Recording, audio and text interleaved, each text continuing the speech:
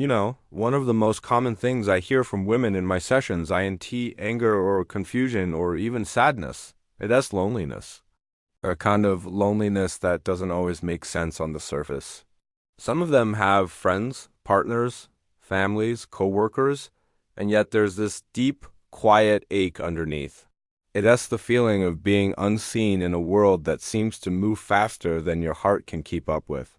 You can be surrounded by people, scrolling through thousands of faces every day, and still feel like no one actually knows you. That kind of loneliness can be unbearable because it's invisible. From the outside, everything looks fine. Inside, it feels like something fundamental is missing. For a lot of women, loneliness begins in small, subtle ways. It might start as emotional disconnection in relationships, when you try to express what you feel and the response you get is logic, advice, or silence. Or maybe you learned early in life that it's safer to care for others than to let others care for you. So you became strong, dependable, the one everyone goes to for support. But the more you take care of others, the less space there is for anyone to take care of you. You build a reputation for being resilient, and people mistake that for not needing help. Over time, that identity hardens. You become the woman who holds everything together, even when you're falling apart inside. There's also a kind of modern loneliness that comes from the way society teaches women to perform connection instead of experience it. You're told to share, to post, to be visible, but not too real. You can be vulnerable, but only if it looks polished. You can talk about mental health, but it has to fit into a caption that gets likes. So what happens is this quiet performance of openness that doesn't actually make you feel seen. You start curating even your pain, turning it into content. And the more you do that, the further you drift from genuine intimacy. It is not that you don't want to connect. It is that you've been trained to believe that connection has to look good to count. Sometimes I think women's loneliness is complicated because it's not always about being alone. It's about not being met. It's about sitting across from someone who loves you but doesn't understand you. And it's about being in a room full of people and realizing you can to talk about the things that actually keep you up at night. Maybe it's your anxiety, your guilt, your exhaustion, your doubt. Maybe it's the way you sometimes resent the people you love for needing you so much. These are feelings that don't fit neatly into the idea of the good woman, the one who's nurturing and kind and endlessly patient. So you hide them, you smile, you push through. And every time you do, that gap between your inner world and the one you show gets wider. When I talk to women who feel this kind of loneliness, there's often a thread of self-blame. You think maybe it's your fault. Maybe you're too sensitive, too demanding, too independent, too much or not enough. You tell yourself that if you were different, prettier, calmer, easier to love, then maybe the loneliness would go away. But that's not how it works, because loneliness isn't a punishment for who you are. It's a symptom of living in a world that asks you to be everything for everyone and nothing for yourself. I think part of the reason female loneliness feels so heavy is because women are socially conditioned to connect. Your brain is wired for empathy, for relational awareness, for attunement. So when those bonds break down or become shallow, it's not just a preference that's missing. It is part of your identity. Men often cope with loneliness through distraction or withdrawal. Women tend to turn it inward. You start analyzing, questioning, overfunctioning. You keep giving in the hope that someone will give back. But when that doesn't happen, you don't get angry, you get empty. That emptiness can turn into self-doubt, and that self-doubt slowly erodes your sense of worth. What makes it harder is that the modern world keeps feeding women contradictory messages. You're told to be independent but not cold, confident but not intimidating, nurturing but not self-sacrificing. You're supposed to chase your dreams but also make time for everyone else's. You're supposed to find balance, but the balance itself feels like another performance. And so you end up exhausted. You go to bed scrolling through images of women who seem to be doing it better, and you wake up already feeling behind. That's not just social comparison. It's chronic emotional depletion. You start to lose touch with your own needs because they get drowned out by the noise of what you think you should be. Loneliness for women often hides behind achievement. You might throw yourself into work, projects, or self-improvement, not because you're fulfilled, but because movement feels safer than stillness. When you slow down, the silence is unbearable. It reminds you of what's missing, so you keep going. You organize, clean, overcommit. You give advice to friends who never ask how you're doing. You say yes to favors, responsibilities, emotional labor. And on the rare nights when you finally have time for yourself, you feel this strange hollowness that no amount of productivity can fill. That's when the truth surfaces. It is not that you re too busy to connect. It is that you re scared to admit how deeply unseen you feel. Sometimes that fear comes from old wounds. Maybe you grew up in a family where your emotions were too much for the people around you. Maybe you learned that love is something you earn by being useful. Or maybe every time you were vulnerable, someone dismissed you, so you stopped trying.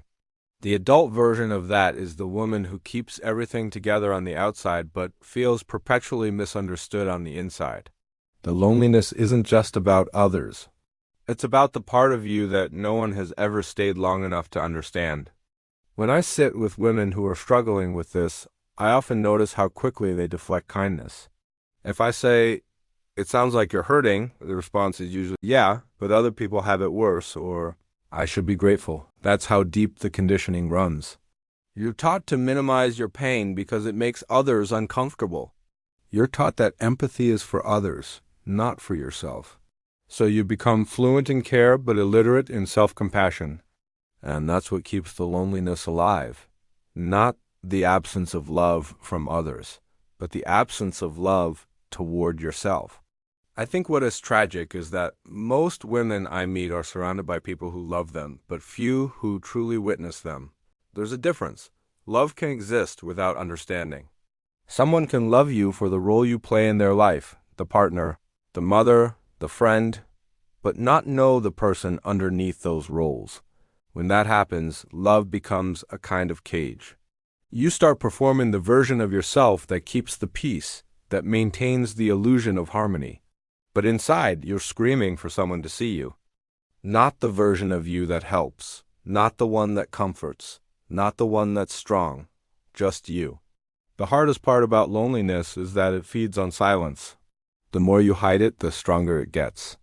The moment you try to talk about it, your mind floods with shame. You worry you'll sound needy or dramatic. You tell yourself that adults shouldn't feel this way. So you stay quiet, and the silence grows into isolation. But the truth is, loneliness only loses power when it's spoken out loud. When you let someone see the real ache behind the mask, that's not weakness, that's courage. For many women, the first step out of loneliness is yes into finding more people. It is reconnecting with themselves. Because when you spend years attuning to everyone else's needs, you start to lose the signal of your own. You forget what you like, what you want, what you need. You start mistaking the reflection of others' expectations for your own identity. The way back is through stillness, through curiosity, through asking yourself questions you've been avoiding. What makes me feel alive? When do I feel most like myself? Who am I when no one needs anything from me? Those questions are uncomfortable because they strip away the roles you've been hiding behind. But they're necessary if you ever want real connection, because until you connect with yourself, you can't truly connect with anyone else. There is a moment that happens for a lot of women when the loneliness finally catches up, when you've been functioning for so long that suddenly your body just says no. It might show up as burnout, anxiety, or this quiet numbness that doesn't go away even when life seems fine on paper. You can't quite explain it, but you know something is off. It's like your soul is whispering that you can't keep living like this. Sometimes it takes a crisis for that whisper to become a scream. Maybe it's a breakup, a betrayal, a health scare, or even something as simple as realizing that you dawn to recognize the person staring back at you in the mirror. That moment hurts, but it's also a doorway. Because in that crack, in that discomfort, there's finally space for honesty. When I talk to women about loneliness, I often ask what it feels like in their body. Because loneliness isn't just emotional, it's physical. It's the heaviness in your chest when you wake up. It's the tightness in your throat when someone asks how you're doing. It's the fatigue that no amount of sleep fixes. Your body carries the weight of everything you've held in. Every time you've smiled when you wanted to cry, every time you said, "I'm fine," when you weren't, over the years, your nervous system learns to expect disconnection. It becomes normal. And when something becomes normal long enough, you stop questioning it. You start mistaking numbness for peace. The problem is, our culture doesn't really create space for women to express this kind of pain without judgment. If you talk about being lonely, someone might tell you to go out more, meet new people, focus on yourself. Those are fine pieces of advice, but they miss the point.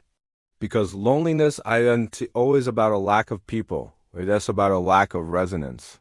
You can be in a crowded bar and feel invisible. You can be married for 20 years and feel like a ghost in your own home. You can have hundreds of online followers and not a single person who would notice if you disappeared for a week. What you're missing isn't attention. It's attunement. Someone who not only listens, but understands. Someone who doesn't rush to fix, who doesn't make you small for feeling too deeply. That's the medicine loneliness craves, being seen without having to perform. One of the things I see a lot in women is how loneliness transforms into self-surveillance. When you don't get mirrored accurately by others, you start trying to monitor yourself constantly. You analyze every word you say, every text you send, every reaction someone gives you. You become your own critic and caretaker at the same time. That's exhausting. It's like living with a spotlight on your own mind, constantly asking, did I do something wrong? Was I too much? Did I make them uncomfortable? Over time, that hypervigilance erodes your spontaneity. You stop showing up authentically because you're too busy editing yourself in real time. You become careful instead of curious. And when authenticity disappears, connection disappears with it.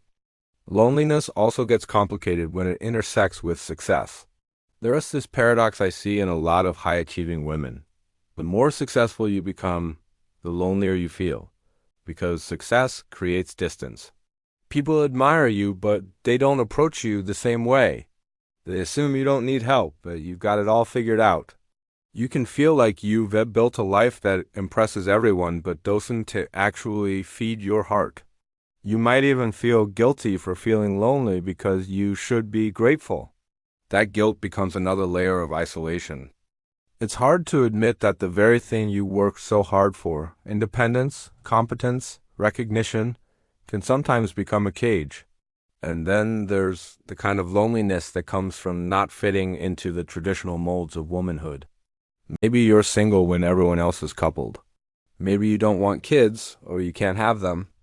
Maybe you're too quiet for a loud world, or too loud for a quiet one. Maybe your life doesn't look the way you thought it would by this age. Society has a script for how women should live, and if you deviate from that script, people project their discomfort onto you. They assume you're incomplete or waiting for something. But what if you're not? What if your loneliness isn't about lacking a partner, but lacking a space where your version of womanhood feels valid? That's a deeper kind of isolation, when the world doesn't have room for your truth. There's another layer to this that is harder to talk about. The way loneliness can make you seek connection in places that hurt you. Sometimes you get so desperate to feel seen that you tolerate things you know aren't good for you. You stay in half relationships, friendships that drain you, jobs that devalue you because even bad connection feels better than none. You tell yourself you re-fine with crumbs because you re-scared of the silence that comes with walking away. And on some level, that makes sense. The brain treats loneliness like a threat. It activates the same parts of the nervous system that light up when we in physical pain. So it's natural to seek relief wherever you can find it. But the problem is, those temporary fixes, the attention, the validation, the fleeting intimacy, they don't actually fill the emptiness. They just distract you from it. And the longer you distract yourself, the deeper the ache becomes. Healing from loneliness doesn't start with finding new people. It starts with relearning how to be with yourself. That might sound cliche, but it is true. because most of us are terrible at being alone in a way that's nourishing. When you're alone, your mind often turns against you. You start hearing all the voices you've been avoiding, the critical one, the disappointed one, the scared one. It's uncomfortable. So you reach for your phone, your work, your distractions. But if you can sit with that discomfort long enough, you'll start to realize something. Those voices aren't your enemies. They're just parts of you that have been exiled.